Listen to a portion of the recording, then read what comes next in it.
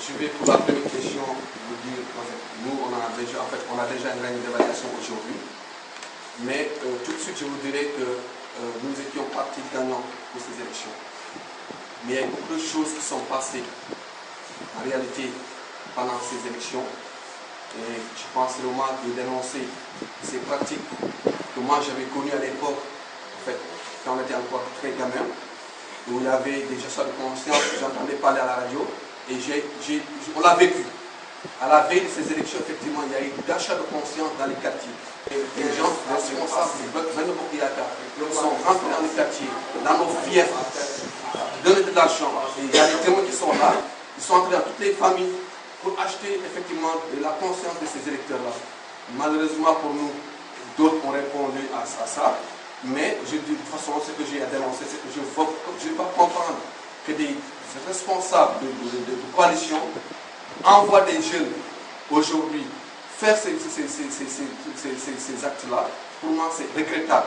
Je comprends que des personnes d'âge avancé le fassent parce qu'ils ont toujours comme ça, mais il faudrait pas quand même envoyer des jeunes faire ces genres de pratiques-là. C'est comme si vous envoyez votre enfant voler.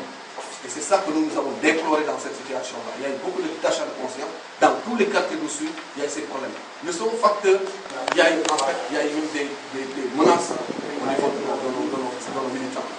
Dans le bureau d'Edouard Diatta, on a vu des gens qui étaient là, qui menaçaient des gens. Si vous votez pour ce mouvement, il y a tel problème qui va vous arriver, tel problème qui va vous arriver. Donc, on a laissé passer, on s'est dit, de toute façon, c'est la première fois que nous participons.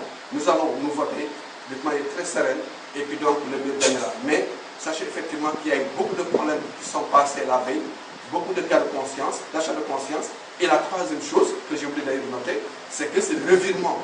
Là, le pacte qu'il y a eu entre le PDS et le Bokk Yakaar à la veille, le jour des élections, où ils ont demandé que le PDS vote.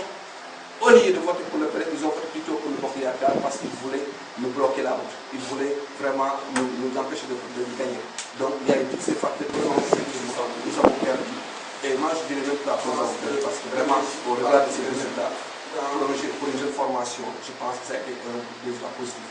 Mais quand il y a eu des trucs déplorables qui sont passés, c'est comme ça, on y va, on va tirer des leçons, et puis peut-être pour la prochaine fois, on pourra voir comment il faut y remédier. Donc, pour la deuxième question, effectivement, aujourd'hui, Dito est comme un organe de veille qui est là. Nous sommes là, il y a eu des gens qui ont pris des engagements à l'égard de la population. S'ils ne respectent pas ces engagements, s'ils ne respectent pas cette promesse électorale, nous, on va dénoncer. Nous sommes là, on va travailler bien sûr, mais en même temps, on est un organe de veille, on va dénoncer pour les effectivement qui n'ont pas respecté les engagements, parce que nous sommes là pour la population, nous sommes là pour les citoyens dessous, et que donc, vraiment, on va continuer à travailler et à veiller sur les promesses que les uns et les autres ont faites pour la population. Donc, Benno Yakaar est là, ils ont gagné les élections, donc ils sont tenus de respecter les engagements qu'ils ont pris à l'égard de cette population, parce que ça nous concerne, ça les concerne, ça concerne toute la population du Sud. Donc, nous serons là pour dénoncer toute promesse non tenue. Je vous remercie.